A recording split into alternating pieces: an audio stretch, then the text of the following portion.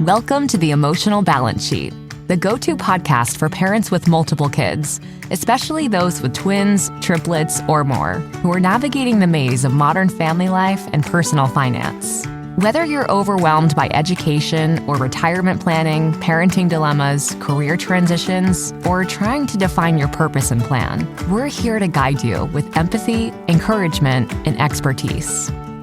Hosted by Paul Fenner, founder of Tama Capital, a certified financial planner and parent to 4 kids, including a set of triplets. Our podcast is your ally in the quest for financial peace of mind, proving that money matters, but family comes first. Subscribe now and join our community of empowered parents at tamacapital.com. This podcast is for informational purposes only and should not be relied upon for investment decisions. Clients of Tama may retain positions in the securities discussed in this podcast. What does comprehensive financial planning even mean? At Tama Capital, it means a family office where lifestyle planning such as retirement, college, portfolio management, and tax prep and planning are all under one umbrella. But it goes beyond numbers. We focus as much on the emotional side of financial planning as we do on the financial side. We get you. We understand your challenges of building a family, business or career, and a healthy life. We are devoted to wealth planning for families like yours because we are you. Learn how our family can help your family by visiting tamacapital.com. Hi, and welcome back. When I say the word productive or productivity, what's the first thing that you think of? Is it being efficient, getting things done, being overwhelmed? I'm putting this in the context of a conversation I had recently at a graduation party with one of my clients. And we got on this topic of being productive, but not in the sense of what you would normally think.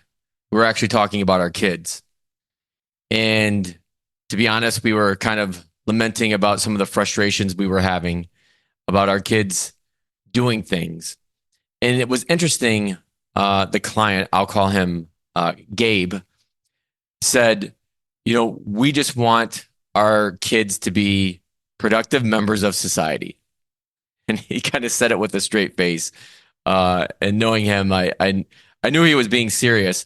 But what his point was is that it doesn't matter like what his kids did, whether they were involved in sports or community or had a job. Their main driver to seeing their kids being productive was doing something.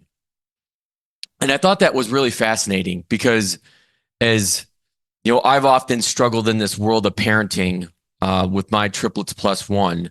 I have this unique challenge, as most parents do, whether you have 4 kids or 2 kids or even 1 kid, that I find that in my case, I have 2 that are what I would call intrinsically motivated and 2 that are not. So what do I mean by that? My 2 kids that are motivated, they're just naturally driven. They're naturally driven to focus on one or more things that they're really interested in. Like they've kind of found their niche. The other one likes to do just about anything and everything. It's hard to tell her no because she asks about doing so many things and being involved in so many different activities. And then I have 2 that are kind of just floating along. And in my mind, these kids are no different than adults. Like trying to figure out, okay, what can I do to help motivate you to find your thing? And in financial planning terms, I liken this back to working with newer families and even families I've worked with for years and years and decades almost, is helping them find their purpose. What are their supporting objectives? These things are things I've talked about on the podcast for years. But, having this conversation with Gabe, it got me thinking about how productivity can take on a different meaning. Like when he was talking about his kids and making sure that they were involved in something to be productive. And I think it really hits home right now. I mean, I'm recording this in the middle of the summer, and we all know that I think teachers call it the summer brain drain, where kids are out of school and they just lose touch. And it's a real thing. And so you've heard the adage, if your kids active kids stay out of active trouble. And I think there's some truth to that. But then there's also the other end of the spectrum where we can overschedule our kids. That's a really big deal. And when I back up and I think about, okay, there's a good and a bad to this having productive kids.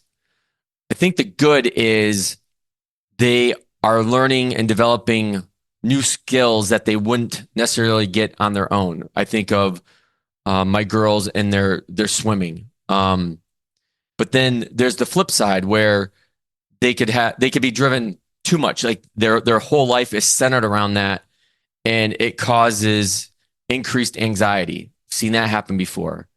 There's also the monetary cost.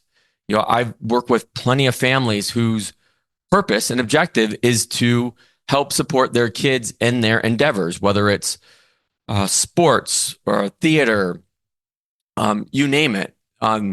There's a cost to all that these days. And I think kids' sports, per Derek Thompson of The Atlantic, is a multi-billion-dollar industry. But then I struggle with the other part of that, maybe the bad part of that, where I feel like if I'm not helping my kids to their intrinsic motivation, their purpose, like I'm failing them in some kind of way. And that I haven't quite figured out. Like how can I help my kids find that motivation to want to be productive, not forcing it on them. But sometimes as parents, that's what we have to do. We have to give them, here are your options, A, B, maybe even C, and they don't like any of them, but you got to do one of three things. Like going back to Gabe's point, you have to be in an activity, athletics, theater, or something in the community, or have a job. You just can't sit around. And I think, like most things, I bring a lot of questions to these conversations, more so than I do answers. And so I always look for feedback from you, the audience, on what works well for you, what works well from a parenting standpoint to help make your kids productive, help make your kids intrinsically motivated and successful. If you've enjoyed this conversation, could you do me a favor? Do you know anyone else who would enjoy these types of conversations where we talk about the intersections of our emotional and financial lives? Because if you do, it's actually going to help both of us. Could you share this conversation with someone? They will think you're great because you just gave them this terrific podcast, and it helps me grow my audience. Or you can tell them to go to tamacapital.com.